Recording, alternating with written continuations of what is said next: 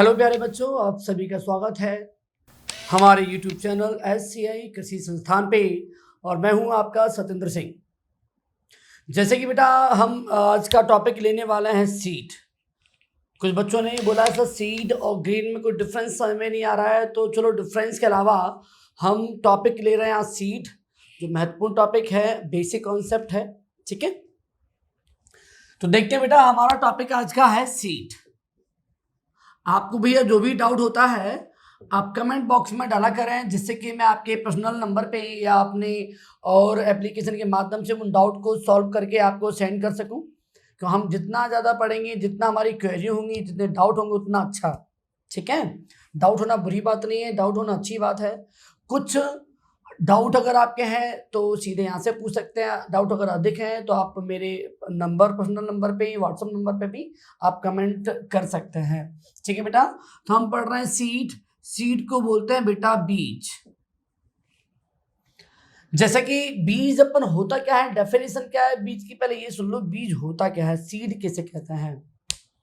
बेटा सीड जो है एक ऐसा जीवित सामग्री है, एक ऐसा लिविंग मैटर है जिसके द्वारा हम उसी के जैसे कई पौधे उत्पन्न कर सकते हैं।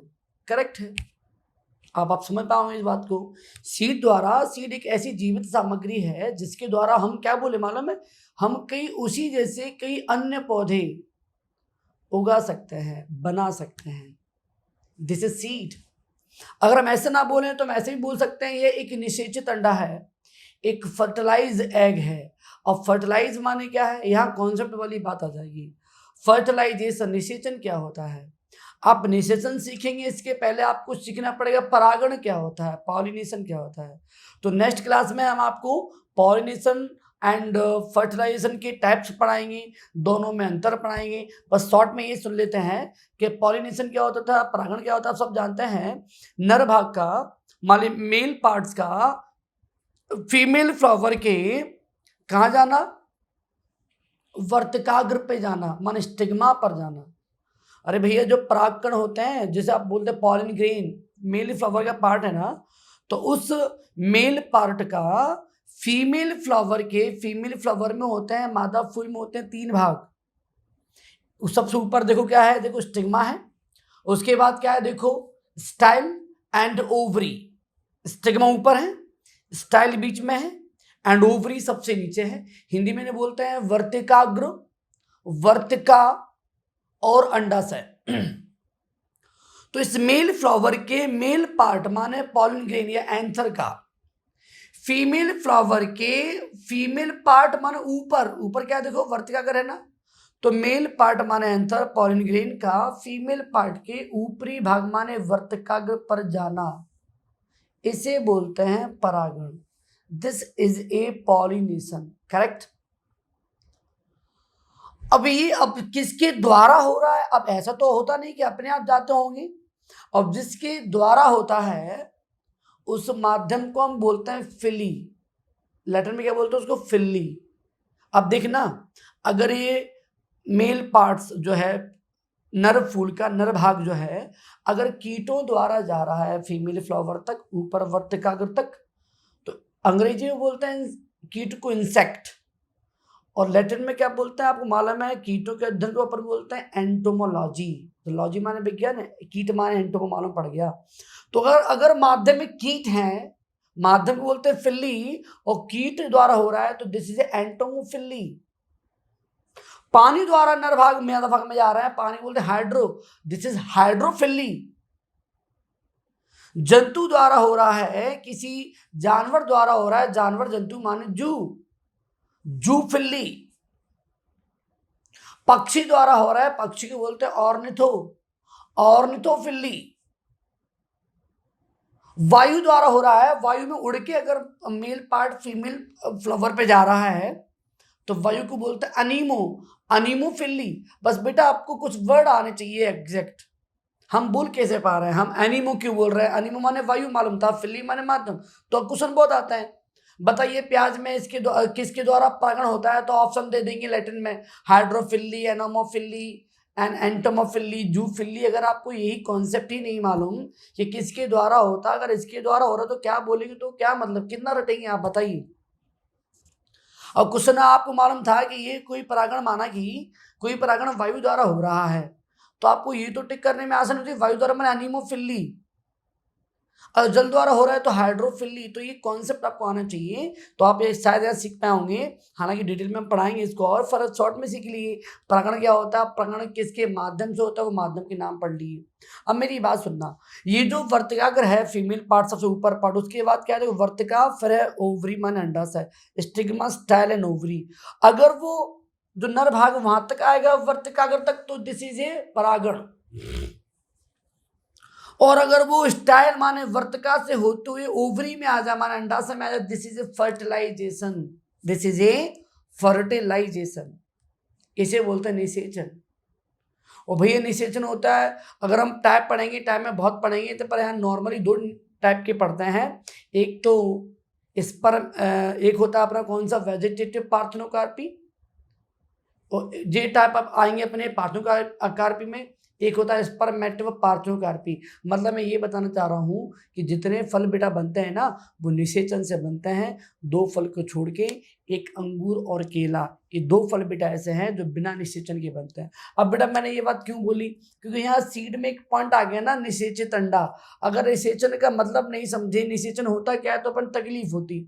अपना उद्देश्य क्या, हर वर्ड को लेके चलेंगे, थोड़ा लेंथी हो जाए, कोई दिक्कत नहीं बेटा, कोई दिक्कत तो नहीं किसी को। अगर किसी को दिक्कत हो लेंथी वीडियो होने में, कॉन्सेप्ट के साथ पढ़ाएंगे तो टाइम लगेगा, लेंथी भी होगा। डाउट किसी को नहीं सर लेंथी मत करो ज़्यादा, वीडियो शॉर्ट में करो, तो बेटा शॉर्ट में होता नहीं है, दुनिया में कोई शॉर्ट टेक नहीं होती है ऐसी पढ़ाई की।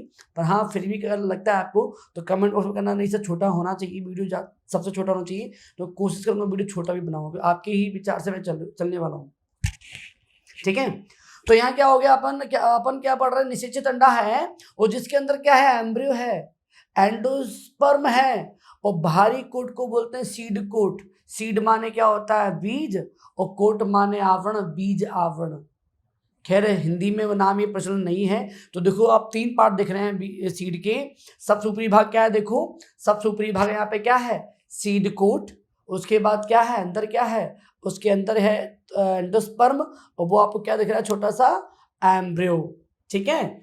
तो बीज क्या है, तो आप दो डेफिनेशन देखिए, बीज एक ऐसा निषेचित अंडा है जिसके अंदर एम्ब्रियो एंड एंडोस्पर्म होते हैं, जिसके बाहरी आवरण को सीड कोट कहते हैं, इसे बोलते हैं seed.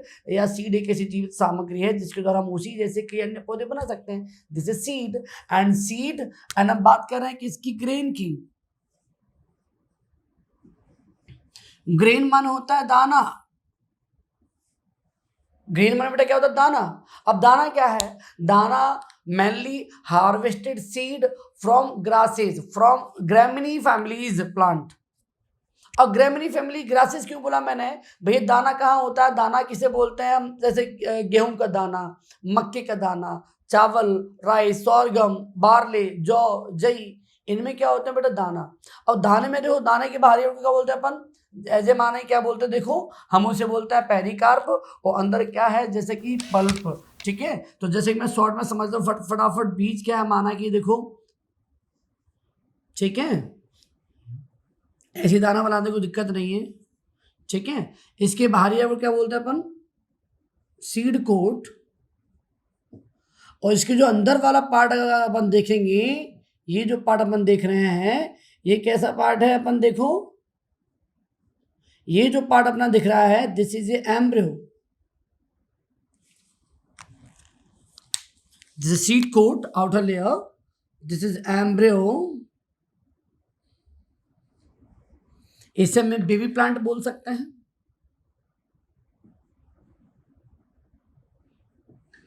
And this is a food part, ये पूरा क्या है जो दिख रहा है हमें white white, this is food part या फूड स्टोरेज, ये स्टोरेज फूड, एंडोस्पर्म। और सीड में क्या देखो, सीड में भारी आवरण क्या है, दिस इज ए पेरिकार्प। और जो अंदर क्या दिख रहा है आपको, ये पूरा जो दिख रहा है white white, this is A pulp, माने गूदा। अब आप यहां से समझ पाएंगे कि दाना कहां मिलेगा, जे मिलेगा कहां से, ग्रैमिनी से, Gramineae family, you know grasses, घास कुल परिवार में मिलेगा, ये हार्वेस्टेड सीड है। And this is a fertilise egg.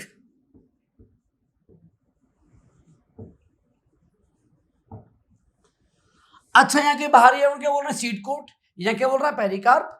यहाँ क्या, यहाँ अंदर वाला पार्ट क्या है? जैसे एंडोस्पर्म इसके अंदर एम्ब्रियो है, और यहाँ अंदर वाला पार्ट क्या है? पल्प। सबसे बड़ी बात क्या मालूम है इसमें? डिफरेंस सबसे इनके बीच में अंतर बहुत है, डिफरेंस बहुत है।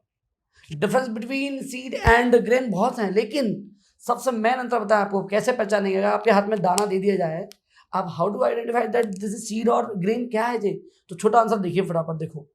अगर वो, पूरी बात सुनना, अगर वो सीड है तो उसके बाहरी आवरण माने outer layer, that is seed coat, को हम अंदर वाले पार्ट्स एंडोस्पर्म से, फूड स्टोरेज फूड से हम आराम से सेपरेट कर सकते हैं, अलग कर सकते हैं, ये अंतर है। और आगे सुन लो। और ग्रेन में क्या होता है? उसकी जो आउटर लेयर है, जैसे पेरिकार्प जिसे बोलते हैं, अंदर पार्ट पल्प जिसे बोलते हैं, इन आपस में, इन दोनों को, पेरिकार्प को पल्प से हम अलग नहीं कर सकते, बिकॉज ये दोनों बहुत ज्यादा फ्यूज होते हैं आपस में। अगर आप फिर सुने, ऐसे गेहूं की बात करें, गेहूं आपने देखा होगा, गेहूं की आउटर लेयर, चाहे पानी में डाल दो गेहूं, फिर भी उसकी आउटर लेयर को आप उससे अलग नहीं कर सकते। आप एक गौर करना, ऐसा कभी हुआ है कि छिलका निकल रहा है गेहूं का? नहीं ना। लेकिन अगर चने की बात करें, या आम की गुठली की बात करें, या अन्य बीज की बात करें, तो आप पानी में डाल दो, या बिना पानी में डाल के भी आप देखो, उसके बाहरी आउटर लेयर को आराम से उसे अलग कर सकते हैं, ना। तो दिस इज सीड। और भी डिफरेंस अपन नेक्स्ट लेक्चर में बात करेंगे इसकी लेक्चर में, बहुत लेंथी क्लास ना हो जाए इसलिए, ठीक है। तो यहाँ मेन चीज क्या देखें? सीड में हम बाहरी आवरण सीड को अंदरी आवरण एंडोस्पर्म से अलग कर सकते हैं, दिस सीड। और जबकि ग्रेन में बाहरी आवरण पेरिकार्प को अंदरी आवरण माने पल्प से अलग नहीं कर सकते, दाना। तो हमने एक बेसिक डिफरेंस देखा दाना और किसके बीच? बीज के बीच। जो आपको थोड़ा आसानी करेगा ये है क्या, ठीक है। अब बेटा हम बात कर रहे हैं कि गुड कैरेक्टर्स ऑफ सीड, माने हम बात करना चाह रहे हैं अच्छे बीज के गुण। अब बेटा ये बात तो ऐसी आ गई कि बच्चों को टाइप की, अच्छे बीज किसे बोलेंगे? अरे ऐसा सीड दो किसके फ्री हो, फ्री फ्रॉम डिसीज, डिसीज ना हो, फ्री फ्रॉम इंसेक्ट, इंसेक्ट ना हो, खरपतवार ना हो, एक ही फसल के हो, छोटे बड़े ज़्यादा ना हो, साइज भी अच्छा हो, सुडोल हो, गूदेदार हो, कोई इन्फेक्टेड ना हो, कटे वटे ना हो, टूटे वूटे ना हो।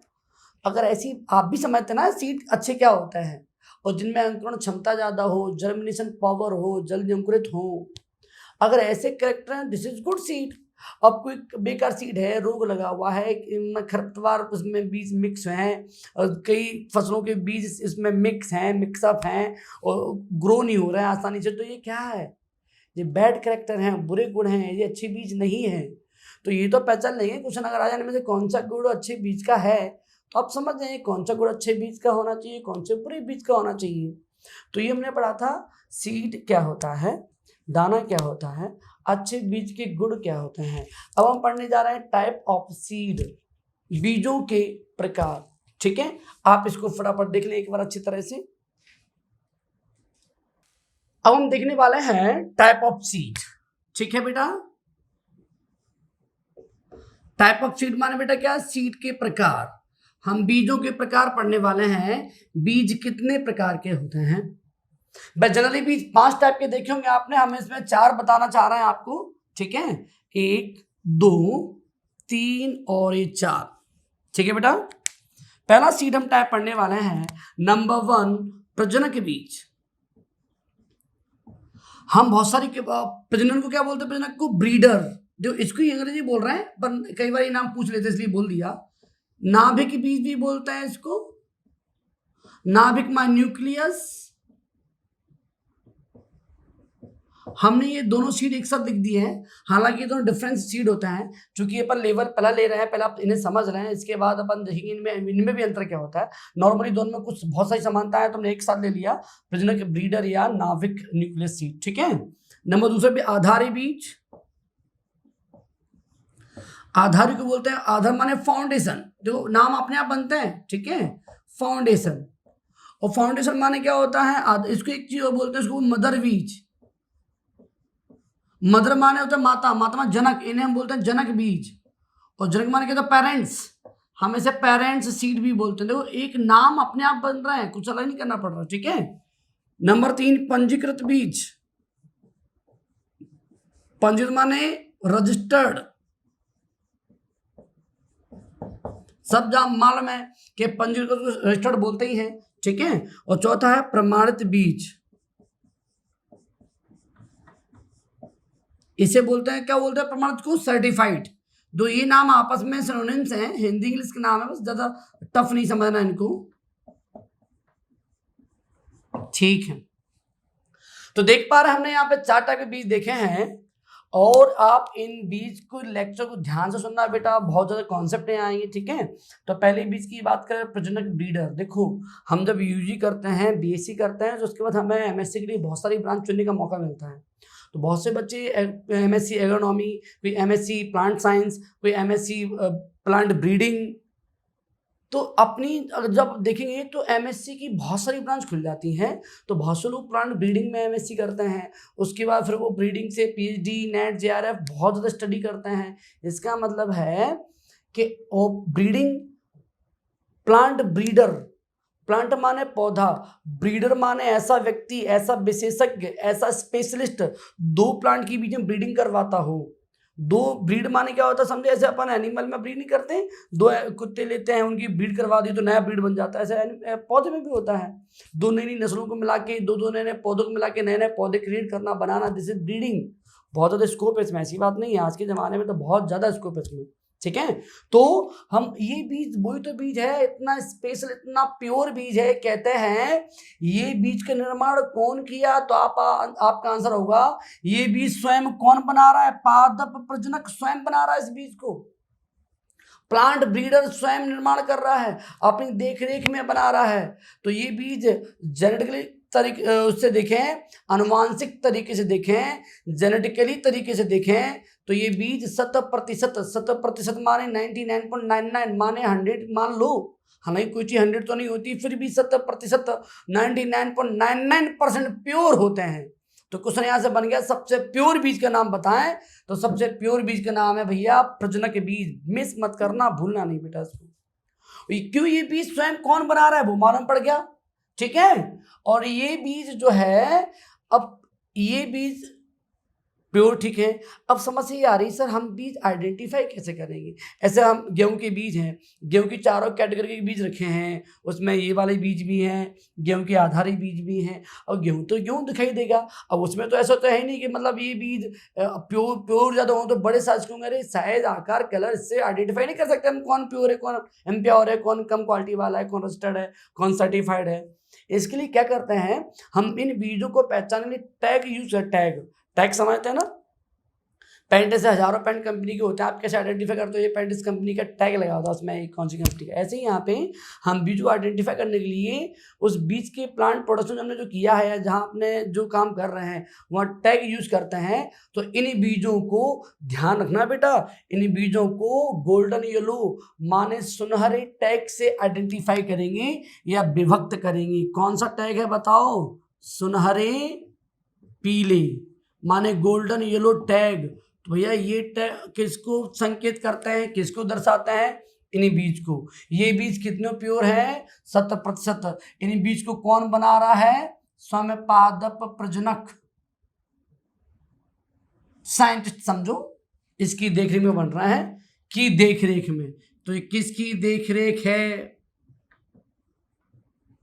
ठीक है, या कौन से टैग यूज कर रहे हैं, तो अपन यहां लिखते चलेंगे साथ साथ में, बाकी चीज आप सुनते रहो, ठीक है।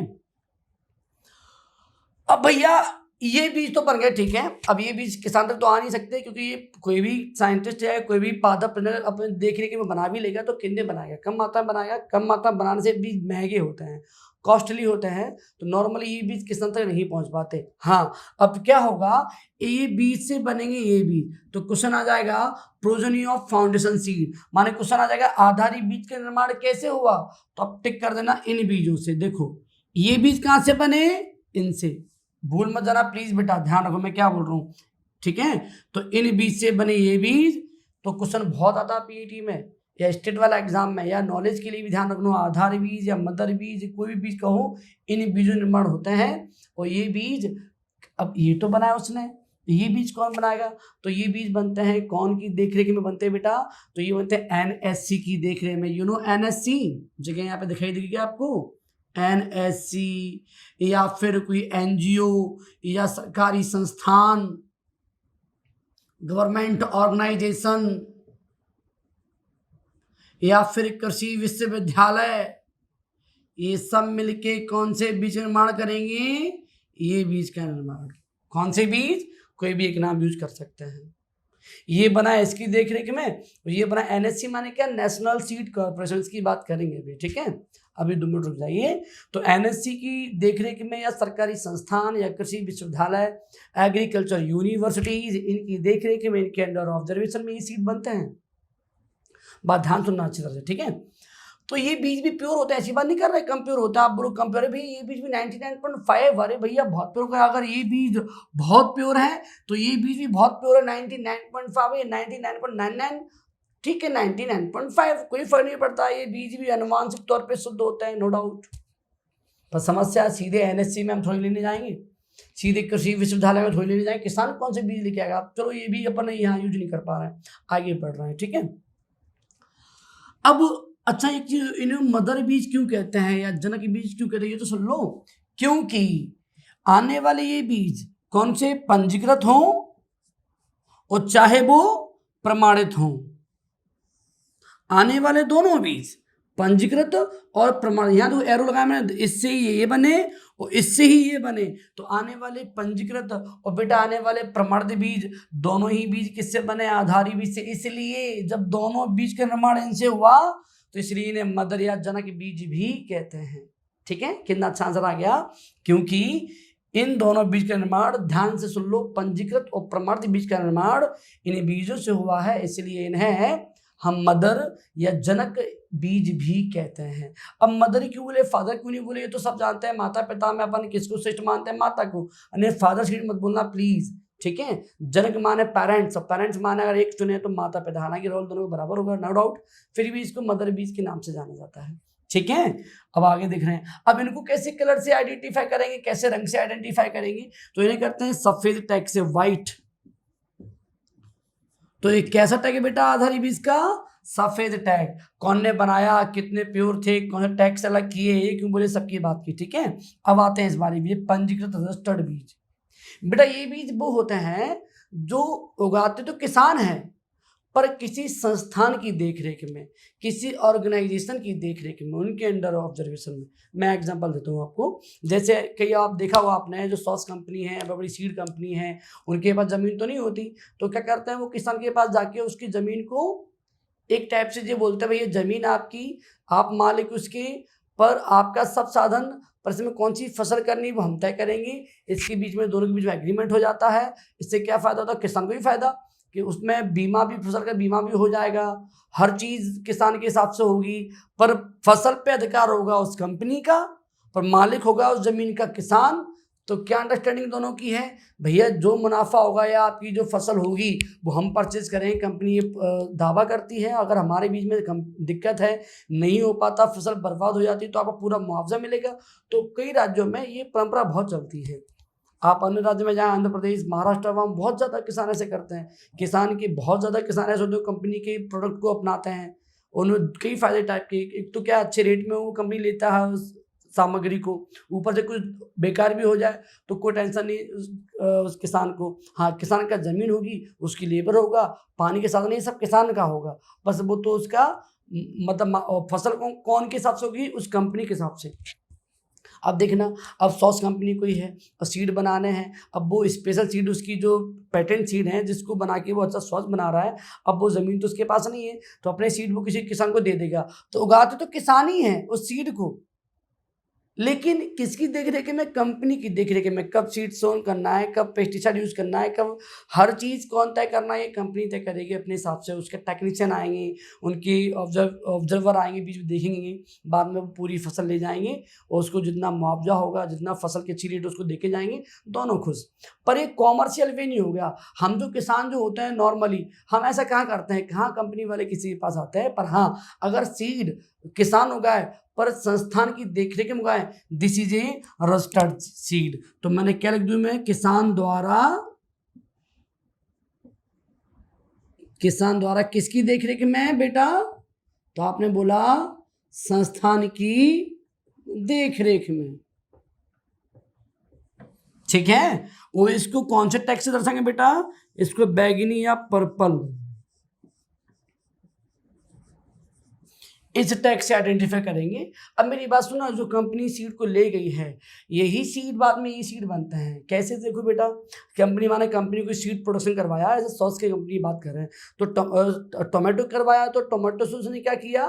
सॉस बना लिया। जो सीड रिमेनिंग बचे, सीड को उसने पैकिंग करवाई, और सर्टिफाइड एजेंसी, जो संस्था प्रमाणित करती है कि जी बीज ट्रस्टेड हैं, आप बेचने योग्य हैं, बस सर्टिफाइड एजेंसी से उस बीज को सर्टिफाइड करवा लेती है। वो बीज तो थे ही, बस वो पैकिंग करके सर्टिफाइड करवा लेते हैं और उन बीज को दुकान पे स्टोर पर रखवा देते हैं। हम जब किसान भाई जाएंगे, उनसे दुकान से बीज लेके आएंगे, तो बीज है तो यही वाले, बस नाम चेंज हो गया। इन्हीं बीजों को, इन्हीं पंजीकृत बीजों को बस सर्टिफाइड एजेंसी द्वारा सर्टिफाइड करवा लिया जाता है।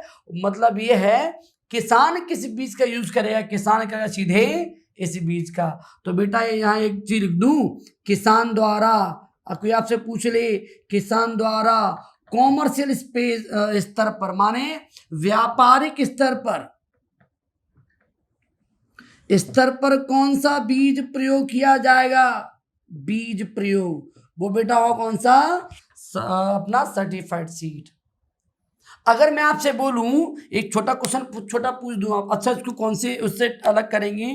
तो बेटा ऐसा नीले टैग से, ब्लू टैग, ठीक है। मैं छोटा एक पॉइंट यहाँ लिख दूं, आप समझना बात। तो देखो, अगर मैं बोलूं अनुवांशिक रूप से, मैंने क्वेश्चन लिख दिया छोटा सा, माने जेनेटिकली रूप से शुद्धता का क्रम क्या है? किसका क्रम बेटा? प्योरिटी का क्रम। तो आप क्या करेंगे मालूम है? सबसे प्योर कौन से? प्रजनक। आप देखे पहले के प्रजनक बीज, उसके बाद कौन से? आधारी, उसके बाद कौन से हैं? पंजीकृत। हालांकि तो इक्वल है, कोई दिक्कत नहीं, पर क्रम बताना चाहे तो मैं इस प्रकार से लिख सकते हैं, पंजीकृत, प्रमाणित। तो ये हमारे किसका क्रम बेटा? हाँ, ये हमारा क्रम होगा किसका? प्योरिटी का, शुद्धता का क्रम हो गया। सबसे पहले कौन से बीज किसकी देखरेख में बने हैं, कौन से बीज कैसे होते हैं, किस कलर से टैग से अलग करते हैं। तो एक छोटी जर्नी थी सीड की। हाँ, इस सीड में डिटेल में टाइप ऑफ हैं, चूंकि मैंने लेवल पढ़ा लिया है, तो पहले ये आपके नॉलेज में, ये माइंड में ये आए, जब ये आ जाएगा तो अपन उसको और एलाबोरेट करेंगे और डिस्क्राइब करने वाले हैं धीरे धीरे।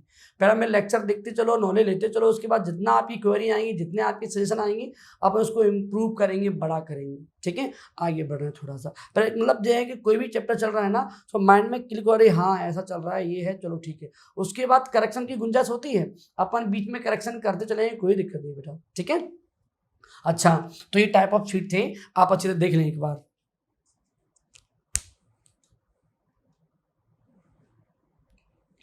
तो बेटा हमारे साथ 4 पॉइंट ये लिखे हुए हैं, NSC, seed act and seed index and test weight क्या होता है। 4 पॉइंट है। हालांकि अपन इसको 4 क्लास में डिवाइड किए, सीड क्लास को। हमारा लेक्चर फर्स्ट चल रहा है, बाकी जितने डिटेल है अपन पढ़ते जाएंगे आराम से। तो यहाँ थोड़ा एनएससी आ गया था बीच में, तो समझ लेते हैं एनएससी होता क्या है। हालांकि एक और होता है एसएससी।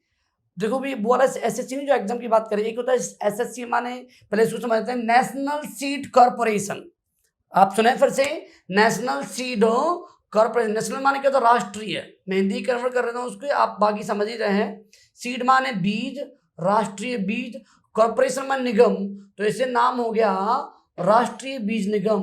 बेटा इसकी स्थापना कब हुई है, पूरी बात सुनना। स्थापना अलग बात होती है और लागू या प्रभावी होना अलग बात है। एक्टिव कब हुआ, स्टेबलाइजमेंट कब हुआ, दोनों अलग बात है। देखो ये स्थापना इसकी हो रही है एनएसए की 19 मार्च 1963, ध्यान रखना। लेकिन लागू हो रहा है एनएससी, प्रभावी हो रहा है एनएससी 1 जुलाई 1963। मेरी पूरी बात सुनना, मैंने क्यों बोला आपसे, ये क्वेश्चन बहुत आते हैं कई एग्जामों में। अब आप डराने के लिए क्या करेंगे मालूम है, बताइए स्थापना कब हुई, स्टार्ट कब हुआ। अरे भैया स्थापना पूछ रहा है ना, तो डेट है 19 मार्च 1963। अगर बोलता है एक्टिव कब हुआ, प्रभावी कब हुआ, कब डोमिनेंस हुआ, कब वो अपने प्रभाव में आया, तो 1 जुलाई 1963। अब आप बोल रहे हैं ये अंतर क्या है भैया, आप बताएं। कोई भी काम करते हैं, ऐसे माने कि आपने आज नींव डाली घर की या दुकान की नींव आपने आज स्थापना की, क्या ऐसे स्टार्ट हो जाती क्या? नहीं ना, वो प्रॉपर प्रभावी कब होगी, थोड़े समय बाद। तो भैया पहले स्थापना होगी, प्रभावी बाद में को उल्टा मत करना, पहले प्रभावी कर दो फिर स्थापना कर दो, उल्टा मत करना। पहले प्रभावी हुआ 19 मार्च 1963 को, सॉरी, पर स्थापना हुआ, और फिर हुआ क्या, लागू 1 जुलाई 1963 में। ठीक है, तो दोनों डाटा बहुत इंपॉर्टेंट है। बेटा एनएससी है कहाँ, तो भैया इसका हेडक्वार्टर, इसका मुख्यालय न्यू दिल्ली में है। ठीक है, और उसके अलावा इसकी जो वर्तमान में एमडी हैं, चेयरमैन हैं, वो हैं विनोद कुमार गौर। ठीक है, अब वर्तमान में इनको, ये इसका चेयरमैन है विनोद कुमार गौर। ठीक है, इसके एमडी भी है, इसके चेयरमैन भी है, चेयरमैन। और ये कहाँ बेटा, ये न्यू दिल्ली में है। अब बात करें सीड एक्ट, तो सीड माने क्या होता है, बीज। पूरी बात सुनना, एक्ट माने क्या होता है, अधिनियम। तो इसे क्या बोल रहे हैं, बीज अधिनियम।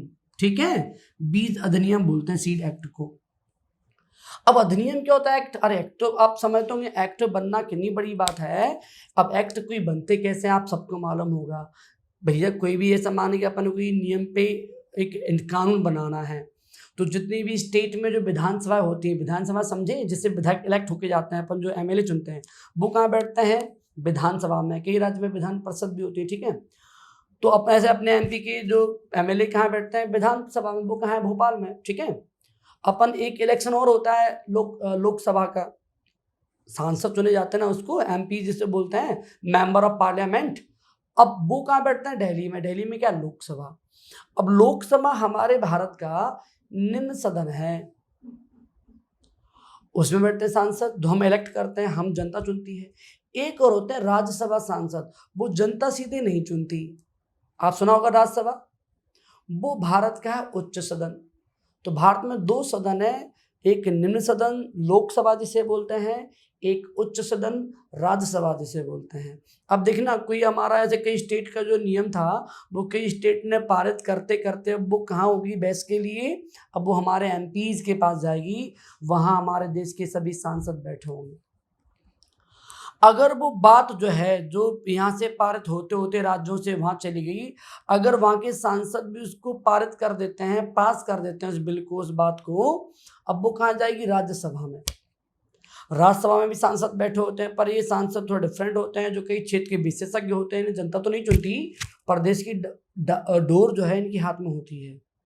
लेकिन चूंकि जब लोकसभा के सांसद कोई चीज़ चुन के देते हैं, पास करते हैं, तो उनको पास करने में उन्हें आसानी होती है। वो सोचते हैं चलो, जब इतने बड़े लोग के बीच में रहने वाले व्यक्तियों ने जब पास किया है, तो ये समस्या रियल में होगी। पर हाँ, सोच सकते हैं वहाँ से पारित हो ना हो, ये भी तय हो सकता है। पर अधिकतर केस में वो वहाँ से, जब लोकसभा से जो पारित हो गया, वो वहाँ से भी पारित हो सकता है, नॉर्मली हो ही जाता है। पर आप क्या, मैं सिखा रहा हूँ आपको, पहले कोई बिल कहाँ पास होगा, लोकसभा में निम्न सदन जिसे बोलते हैं, उसके बाद वो कहाँ जाएगा, राज्यसभा में, जिसे उच्च सदन बोलते हैं। अब उसके बावजूद भी अब वो बिल पास अभी नहीं माना जाएगा। अब अंतिम समय में अंतिम निर्णय लिया जाता है स्वयं राष्ट्रपति द्वारा। अब वो बिल या आपको जो बात है, जो चर्चा होते होते इतनी दूर तक पहुंची राज्यसभा तक, अब वो बात पहुंची राष्ट्रपति तक। राष्ट्रपति के पास पूरा अधिकार है उसको रिजेक्ट करने का, उसको पास करने का।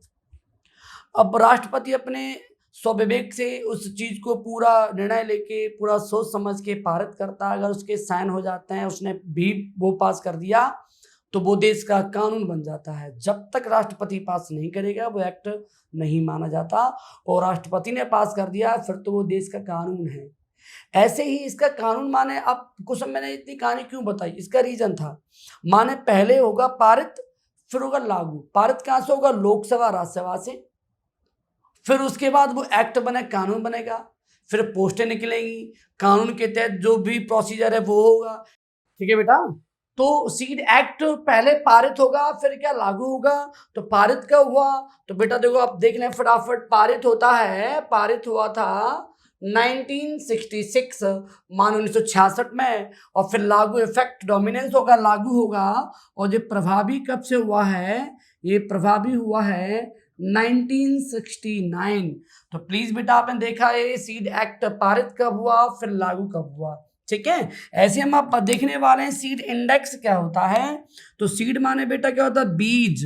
ठीक है, इंडेक्स माने होता है सूचकांक, तो हम इसे क्या बोलेंगे, बीज सूचकांक। इसे देखो टेस्ट वेट, टेस्ट माने क्या होता है, परीक्षण, वेट माने बेटा क्या होता है, भार, तो परीक्षण भार, जो समझ पा रहे ना, बीज सूचकांक परीक्षण भार। अब ये होते क्या आप वो समझ लीजिए एक बार। ठीक है, बीज सूचकांक होता क्या है, तो शॉर्ट में डेफिनेशन है भैया, 100 बीजों के भार को, कितने बीज के भार को, 100 बीजों के भार को बोलते हैं सीड इंडेक्स। माने weighted of 100 seed, weight of 100 seed को बोलते हैं कॉल्ड एज सीड इंडेक्स। माना अगर 100 बीज अपने पास है उसको तौलते हैं, जितना वेट निकलेगा उसको नाम देंगे सीड इंडेक्स। और बेटा अगर 1000 बीज के भार की बात करें, वेट ऑफ 1000 सीड्स, 1000 बीजों के भार को, इसको बोलते हैं बेटा टेस्ट वेट। अब आपके मन में प्रश्न आ रहा होगा सर ये कैसी बात, 100 बीज 1000 बीज, अब ये किसके बीज लेंगे, तो थोड़ा कॉन्सेप्ट है देखिएगा। देखो जिनके बीज बड़े होते हैं उनके बीज कम लेते हैं 100, और जिनके बीज छोटे होते हैं उनके बीज लेते हैं ज़्यादा। बड़े बीज माने जैसे कि चना हुआ, चना, मटर, राजमा, सोयाबीन, मूंगफली, बड़े बीज है कि नहीं। तो बड़े बीज में अपन क्या लेंगे, बीजों को 100 बीज के भार बोलो सीड इंडेक्स, बीज सूचकांक। अगर मैं बात करें बाजरा, तिली, राई, अपनी सरसों, चावल, ठीक है, तो इनमें क्या लेंगे अपन, इनमें लेंगे 1000 बीज, छोटे बीज है ना, तो छोटे बीज में ये 1000 बीज लेंगे। 1000 बीज बोले तो टेस्ट वेट, तो शॉर्ट में लिख देता हूँ आपके लिए, ये कैसे बीज, इसमें बड़े बीज। अब बड़े बीज आप समझ जाना बेटा है, एग्जाम्पल लिखना नहीं मैंने। और ये कैसे बीज, ये छोटे बीज, छोटे बीज कैसे, ये भी आप समझ जाना। ठीक है, तो छोटे बीज माने जैसे कि सरसों, चावल आदि, इनमें लेंगे अपन टेस्ट वेट। अदरवाइज मूंगफली, चना में लेंगे बड़े बीज, बोलो सीड इंडेक्स। डेफिनेशन आप ध्यान क्वेश्चन किया जाएगा 100 बीज के भारों क्या कहते हैं, तो बस आपको नाम मालूम होना चाहिए। ठीक है बेटा, उम्मीद करते हैं 4 पॉइंट क्योंकि आ गए थे बीच में तो बताना पड़ा। हम इसको 4-5 क्लास में डिवाइड किए हैं, सीट को अपन लेक्चर के पहला लिए हैं, इसमें की कॉन्सेप्ट वाली बात आई है बीच बीच में। ठीक है, अपन जितना आगे बढ़ते जाएंगे, जितना अपन लेक्चर 1 2 3 कोई भी टॉपिक का जब लेक्चर आप दूसरा, तीसरा, चौथा देखते जाएंगे तो लेवल अपन बढ़ाएंगे। ठीक है, क्योंकि लेवल पहला जब अच्छा आएगा तब लेवल सेकंड समझ पाएंगे, सेकंड बहुत अच्छा तो लेवल थर्ड आएगा। तो अपन क्या कर रहे हैं, हर चैप्टर का लेवल पहला बनाते चल रहे हैं। जैसे आपको हर चैप्टर का लेवल फर्स्ट आता जाएगा अपन उसे इम्प्रूव करेंगे। इसके लिए बस आपको मेरा जुड़ना रहेगा, और प्लीज़ वीडियो को जितना हो सके अपने चैनल के माध्यम से, व्हाट्सएप के माध्यम से प्लीज़ बहुत ज़्यादा शेयर करें, सब तक पहुँचाएँ। बस यही मेरी फीस है और यही मेरा आपसे निवेदन है। आप मेरे प्यारे बच्चे हैं, अगर आप वो सब अगर सोच लेंगे तो एक दिन में 2 दिन में मेरे यूट्यूब को इतना मैनेज हो सकता है कि मैं और ज़्यादा क्लास ले सकता हूँ। अभी हम लोग इस प्लेटफॉर्म पे कई सब्जेक्ट चलाने वाले हैं, केमिस्ट्री, फिजिक्स, मैथ, बायो। क्यों, हमारे कुछ है जी एग्ज़ाम में ये भी आते हैं, ADO-FO वाले एग्ज़ाम में रीजनिंग भी आती है, इंग्लिश भी आती है, हिंदी भी आती है। तो जितने एग्ज़ाम AG के जितने एग्ज़ाम हैं, किसी भी एग्ज़ाम में कुछ भी आता होगा हम सब यहाँ प्रोवाइड करवाएंगे। ठीक है, तो ये मेरा प्रॉमिस है आपसे। बस इसके लिए थोड़ी सी मेहनत आपको भी करनी है। आप जितना ज़्यादा उत्सुकता दिखाएंगे, एक्साइटमेंट दिखाएंगे मेरे प्रति, उतना ही मैं आपके लिए काम करूँगा। ठीक है, थैंक यू।